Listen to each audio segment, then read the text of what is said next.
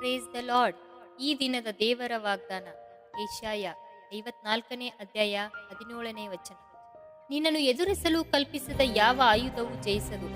ನನ್ನ ಪ್ರೀತಿಯ ಸಹೋದರ ಸಹೋದರಿಯರೇ, ನಮ್ಮ ಜೀವನದಲ್ಲಿ ನಾವು ಎಷ್ಟೋ ತೊಂದರೆಯಿಂದ ಬಳಲ್ತಾ ಇದ್ದೇವೆ.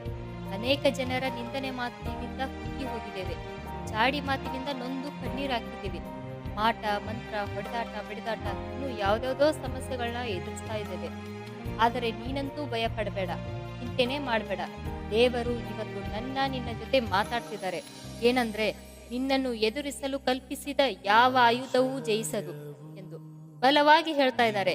ಯಾಕಂದ್ರೆ ಕೀರ್ತನೆ 91ನೇ ಅಧ್ಯಾಯ 1ನೇ ವಚನದಲ್ಲಿ ನಾವು ನೋಡುವಾಗ, ಪರಾತ್ಪರನ ಮೊರೆ ಹೊಕ್ಕಿರುವವನು ಸರ್ವಶಕ್ತನ ಆಶ್ರಯದಲ್ಲಿ ಸುರಕ್ಷಿತನಾಗಿರುವನು. ನಾವು ಯಾವಾಗ ಯೇಸು ನನ್ನ ಸ್ವಂತ ರಕ್ಷಕನೆಂದು ಅಂಗೀಕಾರ ಮಾಡಿಕೊಳ್ತೀವೋ ಆವಾಗಲೇ ನಾವು ರಕ್ಷಣೆ ಹೊಂದಿಕೊಂಡಿರ್ತೀವಿ. ಮುಂದೆ ಅದೇ ಕೀರ್ತನೆ 91ನೇ ಅಧ್ಯಾಯ 10ನೇ ವಚನದಲ್ಲಿ ನಾವು ಇನ್ನೊಂದು ವಾಕ್ಯ ನೋಡುವಾಗ, ಯಾವ ಕೇಡು ನಿನಗೆ ಸಂಭವಿಸದು, ಉಪದ್ರವವು ನಿನ್ನ ಗುಡಾರದ ಸಮೀಪಕ್ಕೂ ಬಾರದು. ಯಾಕಂದ್ರೆ ಆತನು ನಮ್ಮನ್ನು ರೆಕ್ಕೆಯಿಂದ ಒದಗಿಸಿ ಹಕ್ಕೆಗಳ ಮರೆಯಲ್ಲಿ ಆಶ್ರಯಿಸುವನು. ನೋಡಿ ನನ್ನ ಪ್ರೀತಿಯ ದೇವಜನರೇ, ಕಷ್ಟ ಅಂತಂದ್ರೆ ಯಾರು ನಮ್ಮ ಜೊತೆ ಇರೋಲ್ಲ. ಆದ್ರೆ ನಮ್ಮ ತಂದೆಯಾದ ದೇವರು ಎಷ್ಟು ಒಳ್ಳೆಯವರು. ಕಷ್ಟ ಬರೋಕ್ಕಿಂತ ಮುಂಚೆನೆ ಹೇಳ್ತಾರೆ, ನಿನಗೆ ಯಾವ ಕೇಡು ಆಗದು ಎಂದು.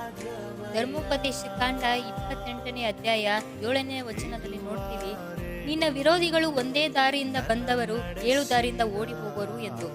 ಇವತ್ತು ಯಾಕಂದ್ರೆ ನನ್ನನ್ನು ನಿನ್ನನ್ನು ಕಾಯುತ್ತಿರುವುದು ತಂದೆ ತಾಯಿ ಅಲ್ಲ, ಬಂಧು ಬಳಗ ಅಲ್ಲ, ಯಾವುದೇ ಮನುಷ್ಯನಲ್ಲ. ಕಾಯುತ್ತಿರುವವನು ಸರ್ವ ಸೃಷ್ಟಿಗೆ ಒಡೆಯನಾದ ಸರ್ವಶಕ್ತ ದೇವರು. ಅವರ ಆಶ್ರಯದಲ್ಲಿ ನಾವು ಯಾವಾಗಲೂ ಸುರಕ್ಷಿತರಾಗಿಯೇ ಇರ್ತೀವಿ. ಯಾಕಂದ್ರೆ ಆತನೇ ನಿನ್ನ ಆಶ್ರಯ ದುರ್ಗವಾಗಿದ್ದಾರೆ. ಆಮೇನ್ ಆಮೇನ್.